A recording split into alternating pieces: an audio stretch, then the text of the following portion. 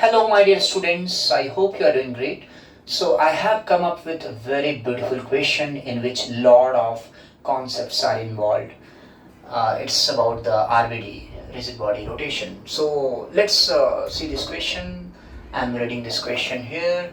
This is the diagram in which uniform rod is shown, and here frictionless mu is 0, and this is floor is also frictionless. Vertical wall and floor is frictionless. And here the question says that lower end of the rod is gently pulled along this floor and released. It means its initial omega is 0, means rod is starting from rest. Its initial omega is 0 at t equal to 0, right? So what we have to find angle made by the rod with wall at the moment when a rod loses contact with the wall. So as this rod rotates and this point is constrained to move on the floor, and this point is constrained to move vertically downward. As this rod rotates, so we have to find angle theta at which it loses contact with the wall. So at this particular instant, so let's see, at any general time t, I'm drawing this rod, okay, and at this particular instant, if you see that here this angle is theta, we have to find when this normal reaction force offered by the wall Nw is 0. And here if I draw the FBD of this rod, so obviously the normal reaction force offered by the floor will be there, so NF I'm writing, and then there will be 1 mg. So this is the FBD of this rod, and we have to find this angle theta at this particular instant. How to approach this problem? So first of all, let's see let's analyze the motion or the trajectory of the center of mass. If you look at the center of mass trajectory, in which trajectory it is moving. So you see that this distance is L by 2, and we know from the geometry that the line joining the midpoint of the hypotenuse and the vertex, if I join this line, so this is also equal, right? So always it will be there. For any angle theta, this relation will always hold true. So this L by 2 and this L by 2 will be same. So I can see that the center of mass is going to move in a circular path, right? So it will be moving in a quarter of a circle. This is your L by 2, so, right? So this will be a circular path of whose? Of the center of mass, okay? So this is your center of mass which is moving in a circle. First point is this. It means the rod will have omega at this particular instant, okay? At this particular instant, the rod, one more diagram I'm making. So the rod will have, at this particular instant, this rod will have the omega about the center of mass, and as well as alpha it will be there, right? Alpha. Because there will be the torque of NF, Nw is by the way 0, so the NF torque will produce this alpha, and omega will also be there, right? So now it means the rod is in rotation about the center of mass, and the translation part means center of mass is moving in a circle path. So this is your R plus T, and you know how to analyze any rotation plus translation. It means I'm not going to use the center of mass, because for that you will have to write torque of NF. I don't need any torque of NF, right? So rather I'll be locating the instantaneous center of rotation. So where is the instantaneous center of rotation? If you join these two lines, the meeting point is going to be your ICOR, instantaneous center of rotation, okay? It's going to be ICOR. So for this ICOR, this is ICOR because this point is moving vertically downward, this velocity, and this is your, moving to the right. So perpendicular to velocity, you draw a line, perpendicular to this velocity, you draw a line. Whenever these two lines are meeting, and that point is your instantaneous center of rotation. So about ICOR, I am going to write the torque equation as well as the kinetic energy also, the energy equation. So first, if I talk about the conservation of energy, it means the loss in the potential energy of this rod will be how much? Initially, you see, right now this one initially is L by 2 this distance, and finally at whenever this angle is theta, so you see that this is going to be your L by 2 cos theta.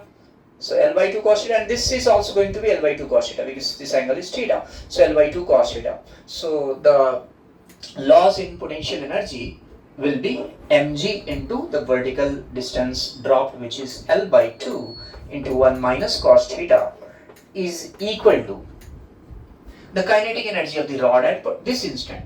So there are two methods to write down the kinetic energy of the rod. One is half I Cm omega square plus half m Vcm square, we know, or you can write half moment of inertia about the ICOR, which is in this case ml square by 3, right? Because you see, why ml square by 3? Because this distance and this distance is equal as well as this distance, and about end point we know ml square by 3. So about this one also I can say ml square by 3 only using the parallel axis theorem. So you will be writing half ml square by 3 into omega square, equation number 1. This is our conservation of energy, and there will be the torque equation. Torque about ICOR I am taking. So I am writing the net torque about ICOR is equal to I times alpha. And if you analyze the torque about this ICOR, what are the forces acting? This force, which is N floor, and this one. So NF torque is 0, so only mg torque will be there, right? Mg torque. So mg into this distance and this distance is equal. So this one is your L by 2 sin theta, so this one will also be the L by 2 sin theta. So torque is, torque of mg, which is mg times L by 2 sin theta, L by 2 sin theta. And then this is equal to moment of inertia about ICOR, which is ml square by 3 times alpha. This is equation number 2. One very important point to be noted here. Let me tell you what. ICOR, has velocity 0. Instantaneous velocity of ICOR is 0, but not the acceleration. Here there will be the acceleration of ICOR. In which direction? Because if you see from this center of mass, there will be the acceleration of ICOR. So the ICOR is going to be in this direction, right? So omega square into L by 2. This is the acceleration of ICOR. However, if you take the torque of the pseudo force will be in this direction, it will be the pseudo force, right? Because this is the accelerated point. So in this direction there will be the pseudo force which is passing through ICOR. So its torque is going to be 0. Very important point. In some of the problems you will see that if you write down the torque equation about ICOR, there will be the torque of this pseudo force. But here the pseudo force is passing through ICOR, so need not worry about. But take care of this point as well. So this is equation number 2. So how many unknowns are there? You have omega, you have alpha, right? And theta as well. So 3 equations we need. 2 equations done. The third equation. How to get this third equation? You see, I'm going to make use of the third condition, which is, the condition asked in the question. The question says that rod loses contact with the wall. It means NW is 0. If NW is 0 means force in this direction, external force on the rod in this direction is 0. It means center of mass will have no acceleration along horizontal direction, because we know net force is equal to mass times acceleration of center of mass. So in this direction, NW is equal to mass times acceleration of center of mass in x direction, and this value is 0. So I can say that ACM is also going to be 0. So this is the third condition we are going to make use of. So for that, how to do? Let's see. So acceleration of center of mass along x direction is 0. So we know the acceleration of center of mass. How? Because we know that the center of mass is moving in a circle. So at any general instant, theta is this angle made by the rod. So center of mass is going to be in a circular path, and we know if any particle is moving in a circular path, what are their acceleration components. So if I say that this is the acceleration, this is the path of the center of mass, so it is going to move in a circle, so we'll have the radial acceleration or the centripetal acceleration, right, in this direction. So if this line is moving with angular velocity omega, which will be same as the angular velocity of the rod about center of mass, both these omegas will be same. How? Because if this angle is theta, this angle is also theta. So rate of change of this theta will be the same as rate of change of this theta, right? Rate of change of this theta is going to remain same. So I can say that this omega is the angular velocity of the center of mass about this point will be same as this omega, okay? And as well as same, alpha will also be same because alpha is nothing but d omega by dt.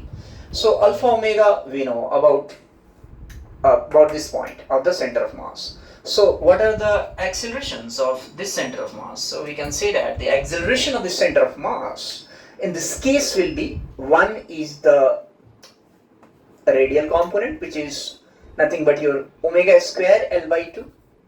This angle is theta. So this is omega square into L by 2. And another one is the tangential acceleration. Okay, along the tangent we'll have, not along the rod, it's not along the rod, but at any, if this is the case, so it is going to be in this direction, not along the rod, we say. So this is your alpha L by 2, right? Because this both are perpendicular. So as we know, ACM x is 0, so you can take the component of omega square L by 2 in this direction, balances alpha L by 2 in this direction, because net acceleration in this direction is 0.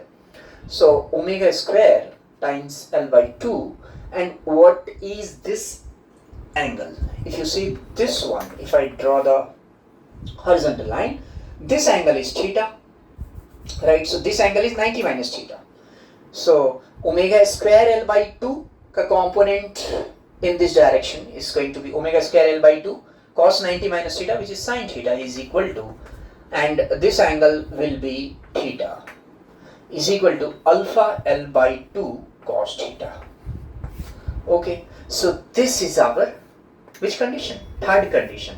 Now we can solve these equations, three unknown. Very easily we can solve. How you can solve this one?